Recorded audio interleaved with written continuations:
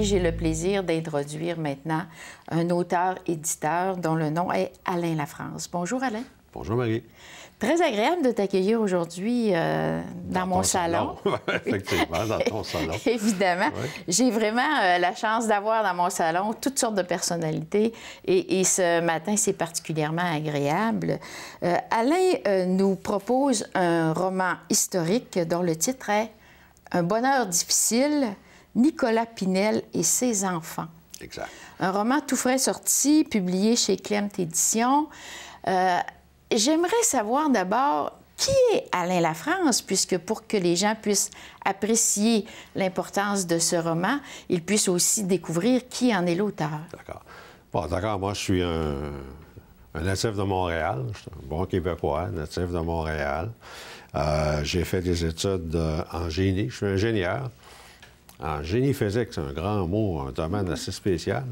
Mais j'ai jamais travaillé là-dedans. J'ai jamais réellement fait ça pour toutes sortes de raisons. Parce qu'à l'époque, on parle depuis les années 60, le génie physique, il n'y avait pas énormément de débouchés. Il y en avait quelques-uns, mais pas énormément.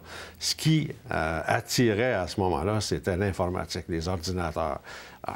J'ai commencé ma carrière chez IBM, qui était l'entreprise où on fait de l'informatique, d'accord? Et puis, je suis resté chez IBM pendant à peu près 8 ans.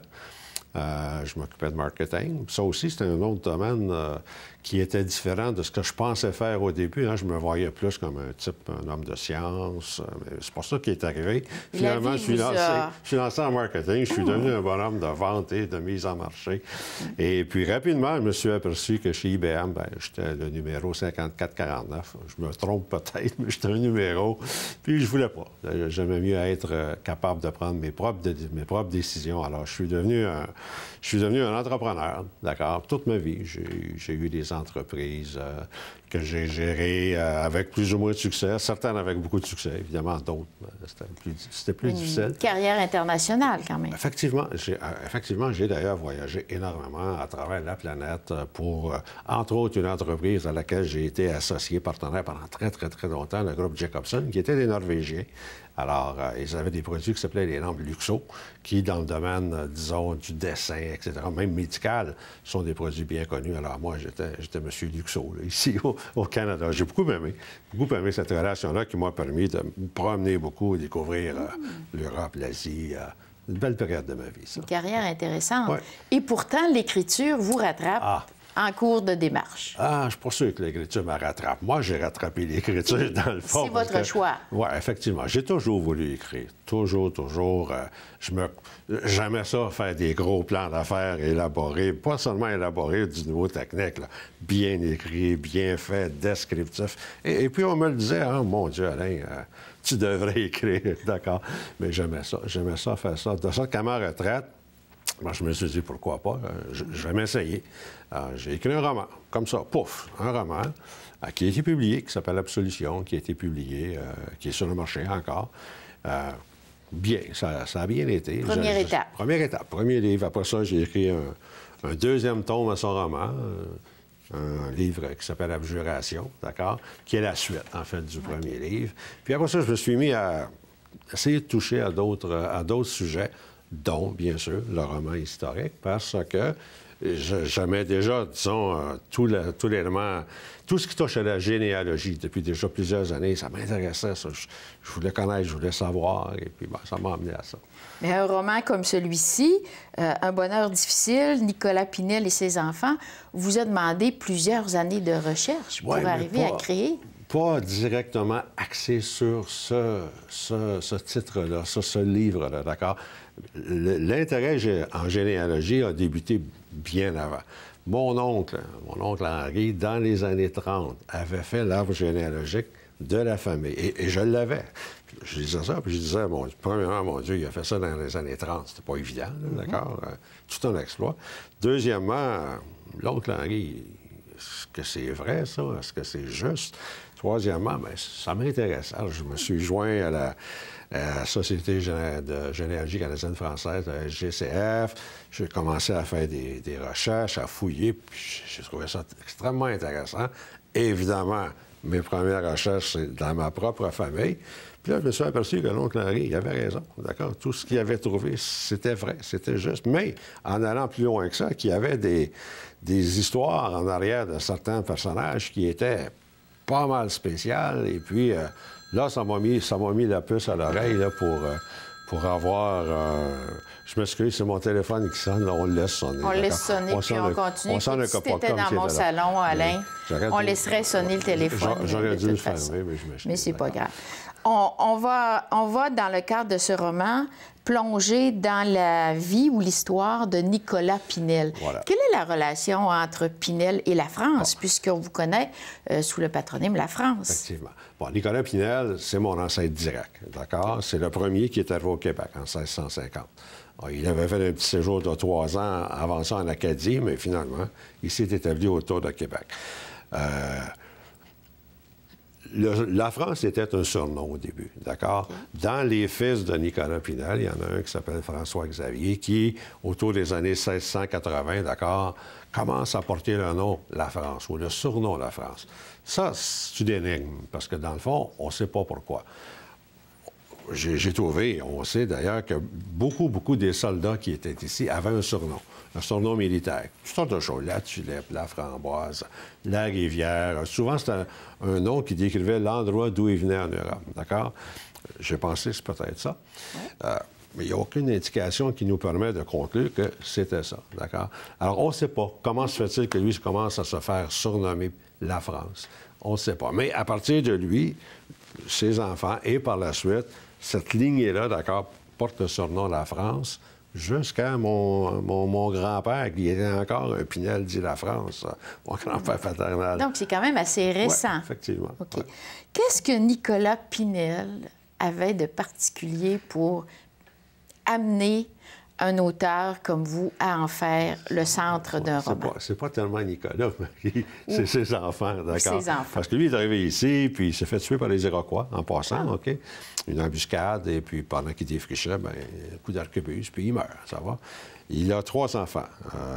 Un qui s'appelle Gilles, un autre s'appelle Pierre, et un troisième qui s'appelle Isaac, d'accord? Mon ancêtre, c'est Gilles Pinel. Mais celui qui est intéressant, c'est Pierre. Pierre, écoute bien ça, il se fait condamner pour viol de 2 petites filles, d'accord? Puis il est réellement là, envoyé aux galères en France pendant supposément 9 ans. Ça, quand j'ai appris ça, j'ai dit « Wow, ça c'est spécial, ça me chicotait. » Puis j'ai fait beaucoup plus de recherches, puis effectivement, j'ai retrouvé le procès, j'ai retrouvé la condamnation, puis retrouvé beaucoup d'informations. C'est un élément important. Tu dis, c'est un drame, là. C'est un drame humain, parce que ce type-là est marié, il a des enfants, il a sa famille, il a son père, il a ses frères, tout le monde est là, d'accord? Puis on est dans les années 1665-70, je me souviens bien. On ne parlait pas encore de pédophilie à cette époque. Non, mais non, on ne parlait pas de pédophilie du tout. Puis d'ailleurs, on se pose vraiment la question, est-ce que c'est vrai qu'il a violé les petites filles? Parce qu'un viol, à cette époque-là, on pendait le type. Hein? C'était très expéditif. Mais lui, il n'a pas été pendu. Okay. Il a plutôt été condamné aux galères. Il y a eu quelque chose, évidemment. Est-ce que c'est réellement un viol? Puis en plus de ça, des petites filles de 9 puis 10 ans. C'est spécial. Puis 2 en même temps. Alors, qu'est-ce qui est arrivé? On ne sait pas réellement. Moi, dans le livre, j'ai imaginé, évidemment, une scène qui décrit un incident, on peut appeler ça comme ça, puis qui amène un procès, puis qui amène la condamnation, tout ça dans le milieu familial dans lequel ces gens-là vivaient, qui crée un drame là, incroyable. Bien, surtout à l'époque où la réputation d'une personne, son intégrité, le sens moral était très, très élevé. Très, effectivement. Donc, ça a eu probablement un impact aussi sur les gens qui sont restés au Québec et qui ont continué à porter le nom Pinel. Voilà. Sûrement qu'au début, ce drame, d'accord, a affecté toute la famille, d'accord? D'ailleurs, pas longtemps après, Gilles Pinel déménage, il part de Cap-Rouge, où il était établi, puis il s'en va dans ce qui est aujourd'hui Neuville, ça va? Okay. Et la famille suit. Et puis ça prend, bon, on ne sait pas réellement, mais moi, j'ai estimé que ça a dû prendre presque une génération là, avant que tout ça s'efface et puis que la vie de la famille reprenne son cours normal puis que ça aille bien. D'ailleurs, c'est cette époque-là que je couvre dans le livre, 1650 à 1700, jusqu'à ce que Jean-François Pinel, qui est, excuse-moi, François-Xavier Pinel, qui est mon ancêtre, d'accord, s'établisse à l'extérieur de Neuville. On est à peu près en 1700 à ce moment-là. OK. On parle pas beaucoup encore en généalogie ou dans les recherches en général du rôle des femmes dans l'évolution des lignées ou des grandes familles souches. Est-ce que dans votre livre, vous nous parlez un peu de qui étaient les épouses ou les femmes clés de la généalogie des Pinel? J'en parle beaucoup, Marie, oui. D'accord, parce que c'est vrai ce que tu dis, là, c'est vraiment le cas, d'accord. Les femmes sont très peu mentionnées. Elles sont occultées. Oubliées, d'accord? Elles sont là, d'accord? Alors oui, parce que chez les Pinel, au tout début, Gilles Pinel, qui est encore l'ancêtre, lui, il a 5 filles. Et son premier garçon arrive le 6e, ça va? Alors, donc, il y a une histoire à raconter avec ces filles-là. Alors, bien sûr, moi, j'ai ressorti, d'accord, les dates, les événements que j'ai pu retrouver concernant ces filles-là. Et j'ai créé des histoires, des vies. Je leur ai donné des vies, d'accord, assez spectaculaires. Entre autres, il y en a une des filles qui marie un explorateur qui est très copain avec M. Joliette, qui, lui, est très connu, d'accord? Puis, effectivement, c'est documenté, c'est tout ça. Alors, c'est une partie intéressante là, du roman. OK. Oui. Bravo, parce que la plupart du temps, les romans historiques sont souvent basés sur les lignées masculines. Et rarement, on a des personnages féminins qui sont des personnages. Elles sont basées sur des lignées masculines, elles sont basées sur des événements qui sont des guerres, toutes sortes de choses, d'accord?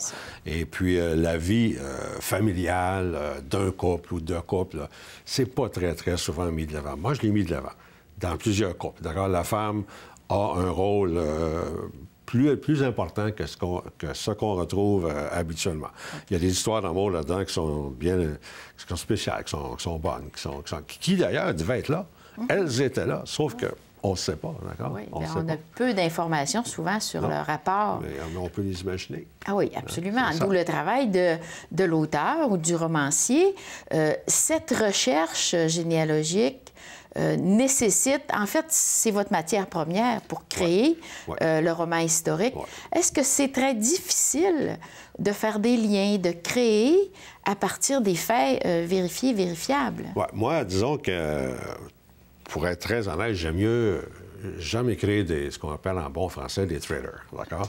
J'aime ça, parce qu'on est tout à fait libre d'imaginer n'importe quoi, ça. Et puis, j'aime beaucoup mettre de l'inédit, des choses assez spéciales dans mes romans. Dans le cas d'un roman historique, il y a une trame au départ qui doit être suivie, qui est la trame réelle des événements qui se sont produits. Ça, pour moi, c'est une contrainte. Par contre, autour de cette contrainte-là, on a toute liberté de créer, disons, des scènes qui se passent et qui produisent les événements connus. Alors oui, il y a une grande liberté, mais par contre, moi, personnellement, je trouve que c'est un petit peu une contrainte. Par contre, je pense que le roman, il est, moi, je suis sûr, là, il est bon, d'accord? Il est bon, il se lit bien. Oui. Aucun doute là-dessus. Quelles sont les valeurs que vous avez voulu transporter de cette génération à celle des lecteurs et lectrices d'aujourd'hui? D'abord, ce sont les valeurs traditionnelles qui font de n'importe quel arrivant dans un nouvel endroit, d'accord, un succès ou pas un succès. Ces gens-là étaient éminemment braves, d'abord. Ils venaient s'établir ici dans un milieu hostile, très hostile. Deuxièmement, ils avaient, eux, des valeurs de travail et de... Comment je pourrais appeler ça?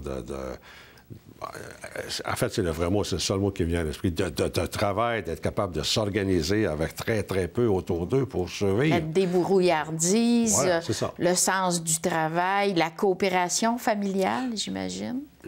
L'importance de la famille, de la grande famille, à cette époque-là, était telle que c'est ce qui créait la petite société dans laquelle ces gens-là vivaient. Je vais vous donner un exemple. À un moment donné, je suis à Neuville parce que la famille a passé beaucoup de temps dans ce coin-là, puis on s'aperçoit qu'autour de la maison des Pinel, les enfants Pinel habitent quelques centaines de mètres plus loin.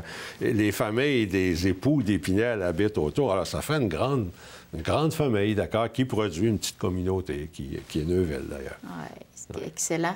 Je ne peux pas terminer cet entretien sans vous demander si Nicolas Pinel et ce qu'on connaît maintenant de l'Institut Pinel, dans lequel, en fait, c'est une institution qui a pignon sur rue, évidemment. Ouais. Est-ce qu'il y a un lien? Il semble y avoir un lien très lointain, hein, Marie. J'ai pas fait de recherche là-dessus, mais je sais que dans la lignée Pinel, qui est resté en France, parce que Nicolas Pinel vient ici en 1650, mais il y a des frères, il y a des sœurs, il y a d'autres qui viennent d'une famille, d'accord? Dans la famille Pinel, effectivement, il y a des gens qui sont des médecins, il y a des gens qui se sont intéressés beaucoup à la psychiatrie, curieusement, là, au fil des... On va appeler ça des siècles, mais plus tard, dans les années 1700-1800. Et je crois, puis mon oncle Henri, lui, disait que c'était... il y avait un lien. OK. Bon, bien, c'est très bien. Oui.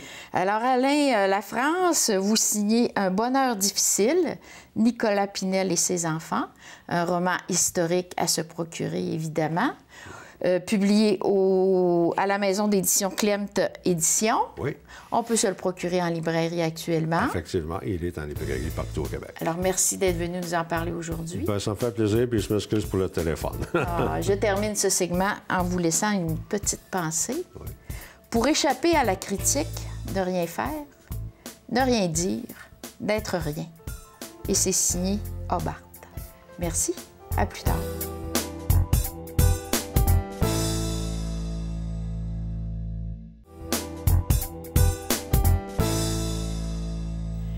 Je suis de retour avec une nouvelle invitée à mes côtés, cette fois une toute jeune romancière dont le nom est Stéphanie Sylvain. Bonjour Stéphanie. Bonjour. Je suis très heureuse de t'accueillir aujourd'hui pour parler de ton nouveau livre qui est un roman fantastique dont le titre est Les Gokans, la beauté dans l'obscurité. Oui. Un titre très intriguant pour une nouvelle romancière. Peux-tu nous indiquer un peu d'où te vient ce désir d'écrire?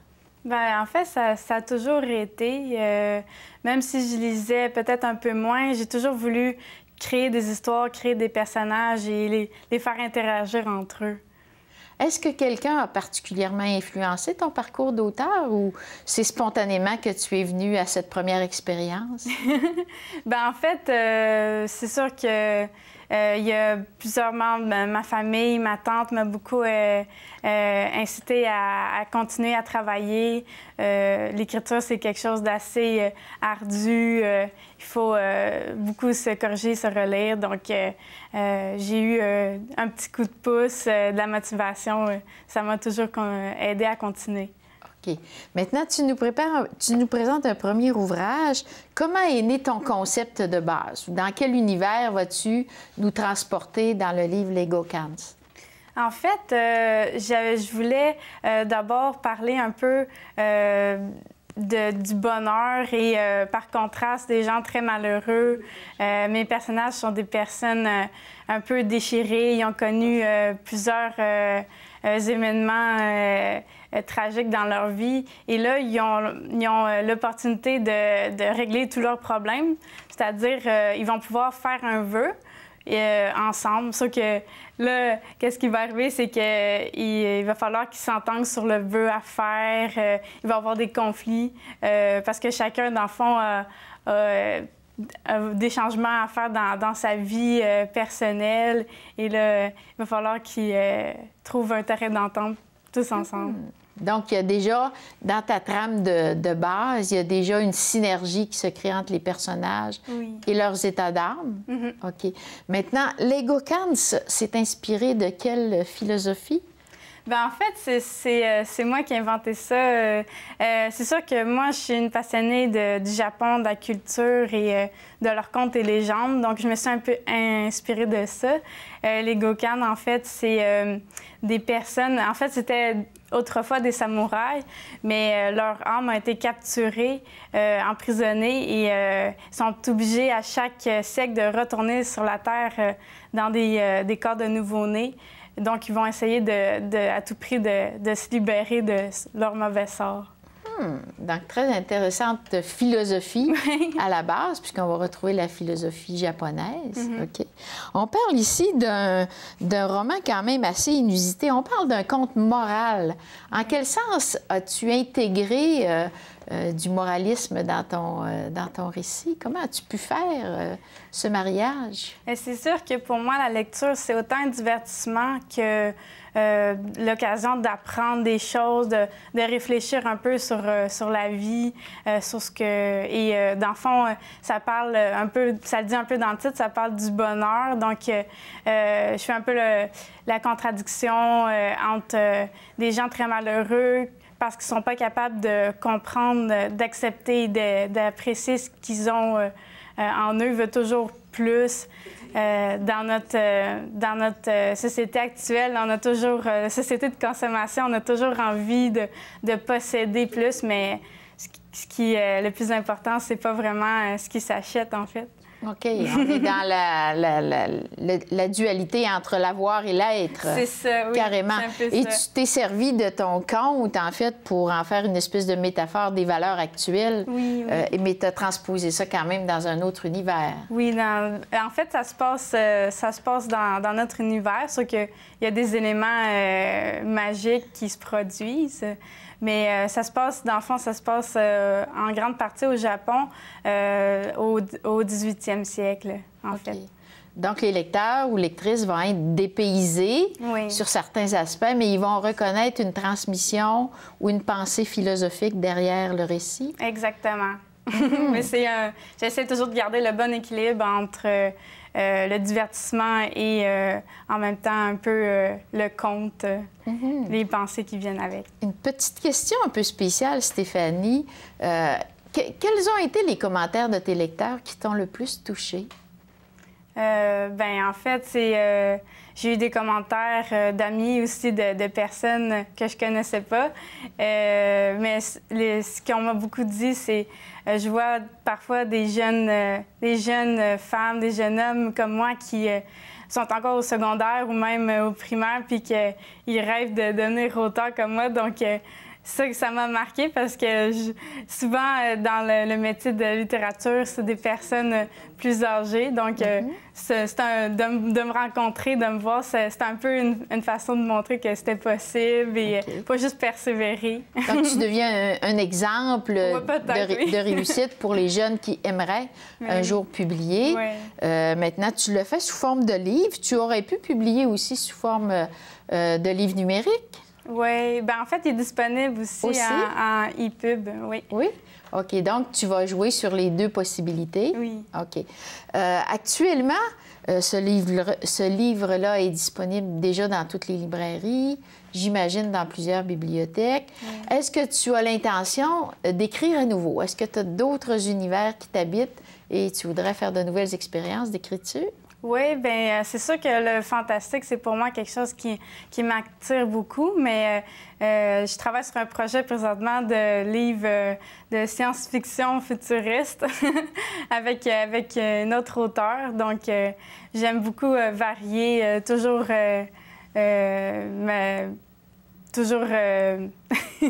innover. Oui, innover. Repousser un peu les limites de ton expérience. OK. Est-ce que ton lectorat est un lectorat très jeune ou tu as touché aussi un public plus large? Je dirais que c'est quand même assez large, mais étonnamment, je dirais que ça ne s'applique pas nécessairement aux adolescents. Il y a des adultes qui l'ont lu et qui ont bien apprécié aussi. Ça peut être un peu de tous âges. Je dirais peut-être jeunes adultes pourraient l'apprécier davantage. OK. Est-ce que les étapes vers la publication ont été très difficiles pour toi?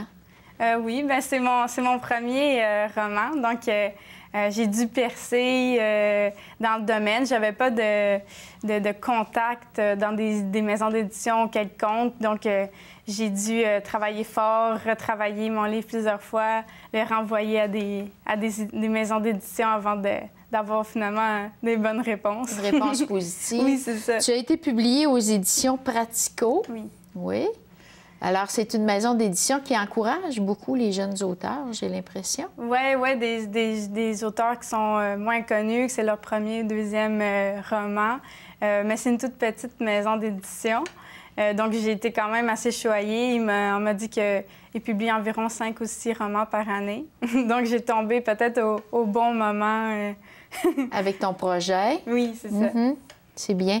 Est-ce que ça annonce pour toi une carrière qui devrait se développer du côté de la création littéraire? Tu voudrais devenir une romancière? Ah oui, oui. Oui. Mais en parallèle à cette carrière-là, tu as quand même une autre carrière? Oui, bien, en fait, je suis designer web. C'est dans le domaine que j'ai étudié. C'est sûr que la littérature, c'est assez difficile de pouvoir vivre de ça. Donc, la plupart des auteurs vont avoir d'autres occupations autres que l'écriture. Donc, d'où l'idée que tu vas continuer à travailler dans ton domaine en même temps que tu vas développer tes nouveaux projets. Oui. Mais ça m'a permis, en fait, parce que j'ai une formation en graphisme. Donc, ça m'a permis de créer la couverture de mon propre livre, ce que pas beaucoup d'auteurs ont la chance de faire. D'ailleurs, très belle couverture, très signifiante, avec les messages qu'elle nous renvoie. Parle-moi un peu maintenant de comment tu as cerné tes personnages principaux? Personnages masculins, féminins? Décris-moi un peu comment tu as travaillé pour définir tes personnages. Bien, en fait, dans mon roman, il y a 5 personnages clés qui sont chacun des Gokan. Et dans le fond, mais j'ai un personnage principal qui est Tetsuya. Et lui, ce qui est assez spécial, c'est que c'est un personnage qui est aveugle, mais c'est lui qui raconte sa propre histoire. Donc, on va découvrir un peu son univers par rapport à ce que lui perçoit. Et c'est quand même une manière assez originale. J'ai dû récolter des témoignages de personnes non-voyantes. J'ai même fait des expériences moi-même pour rendre ça le plus crédible possible. Ah, très beau point de vue. Parce qu'au fond, la plupart des gens pourraient être dans la métaphore de « je vois, mais qu'est-ce que je vois? Je suis peut-être pratiquement aveugle aussi dans ma propre existence. » Oui, j'aurais jamais aussi bien dit. C'est très bien, hein? C'est ça, mais c'est intéressant comme point de vue. Parce que ça nous renvoie tous à une certaine limite de ce qu'on veut bien voir ou accepter de voir. C'est très bien. On parle d'un conte moral, mais on parle aussi d'une épopée. Quel est l'aspect de la quête dans ton récit, les Gokans? Oui, en fait, c'est tout débute quand Tetsuya rencontre le premier Gokan sur son chemin. C'est vraiment par pur hasard. Et c'est comme ça qu'il entend parler de la légende d'un vœu qui peut être exaucé. Donc là, à partir de ça, leur quête commence. Ils vont essayer de trouver les 4 autres Gokan et pour exaucer le vœu, parce qu'il faut que tout le monde soit réuni ensemble. Donc, chaque Gokan habite dans un territoire différent. Ils vont voyager jusqu'au Madagascar en partant du Japon pour rencontrer leurs semblables. Donc, la quête, c'est de reformer l'équipe pour ensuite être en mesure de passer l'épreuve qui les attend. Exactement. Ah, très belle trame, vraiment très intéressante proposition de lecture. Stéphanie, j'espère de tout cœur que tu auras l'occasion à nouveau de nous produire les éléments qui sont issus de ton univers. Oui. Évidemment. J'aimerais te laisser avec une pensée. Et par un heureux hasard, il s'agit d'un proverbe japonais. Oh. Oui. Alors, on commence à vieillir quand on finit d'apprendre. Et dans ton cas, l'expérience d'apprendre va passer par l'écriture, j'ai bien l'impression. Oui. Oui. Alors, cette jeune Lavalloise, Stéphanie Sylvain, nous présentait aujourd'hui son livre « Les Gokans, la beauté dans l'obscurité », d'où la référence à son personnage aveugle, évidemment, publié aux éditions Pratico. Merci d'avoir été avec nous aujourd'hui, Stéphanie. Merci infiniment. Alors, je souhaite à tout le monde une bonne fin de journée et je vous donne rendez-vous à la prochaine émission de Histoire de livres. Merci.